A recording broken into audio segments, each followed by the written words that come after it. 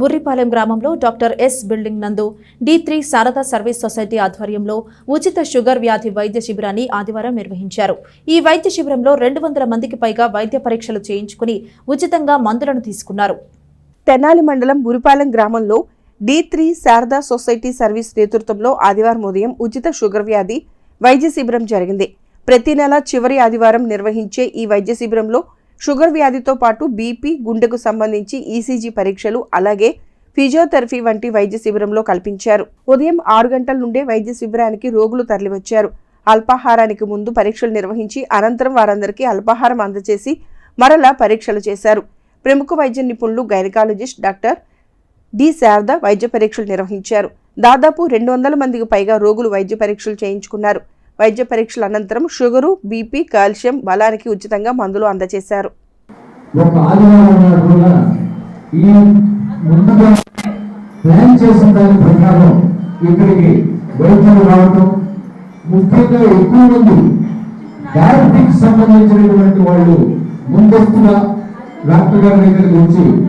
First test చేయించుకొని రెండో test దానిలో ఇక్కడే ఉండి ఈరోజు ఆ ఈసీజీ ఇంకా తన వద్ద ఉన్నటువంటి వైద్య పరికరాలతో ఆవిడ ఈ వైద్య సేవలు అందించడం గత కొన్ని సంవత్సరాల నుంచి మరి కేవలము వారి యొక్క అవగాహనతో పాటు వారిని పాటించటము, కన్సిస్టెంట్గా ఏదో మనం చెప్పి తిట్టినప్పుడు 4 రోజులు పాటించి వదిలేయటం కాకుండా నిరంతరము కూడా మన శ్వాస ఎలాగ ఆడుతూ ఉందో అలాగే ఒక క్రమబద్ధమైన జీవితం, అంటే మంచి లైఫ్ స్టైలు, అంటే పక్కనాళ్ళ కోసం మాట్లాడతాం, పక్కనాళ్ళ కోసం ఏదో చేయటం, ఇవన్నీ కాకుండా నీ కోసం నువ్వు బతికితే చాలు, నీ కోసం నువ్వు కనీసం రోజు పక్క వాళ్ళకు కూడా మనకి తెలిసిన మంచి చేయాలని అనుకుంటే సమాజం చాలా బాగుపడుతుంది. ఈరోజు కూడా మేము విన్నామండి, 2 డెత్స్ మరి సభాముఖంగా వాళ్ళకి చెప్పాము.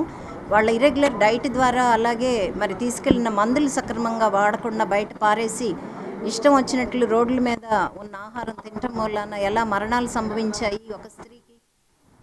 తద్వారా కుటుంబం అంతా చెల్లాచెదురు, మరి 19 ఏళ్ల బిడ్డ, 22 ఏళ్ల పాప మరి చెట్టుకోకళ్ళు పుట్టుకోకళ్ళుగా మారిపోవటం అనే కథ విన్నారు. అలాగే ఒక 70 ఏళ్ల వృద్ధుడు మరి షుగర్ తోటి వారికి కాళ్ళు తీసేయాలని బయట డాక్టర్లు కానీ గవర్నమెంట్ హాస్పిటల్ తెనాలి వారు కానీ చెప్పినాక నా దగ్గరికి వస్తే ఆ సెప్సిస్ అంతా కూడా డిబ్రైడ్మెంట్ చేసి, వూండ్ డిబ్రైడ్మెంట్ మేము కంటిన్యూస్గా రోజు మార్చి రోజు చేసి వారిని మరి డ్రగ్ టైట్రేషన్ ఆఫ్ డోసెస్ పెట్టిన తర్వాత luckily that leg was all right.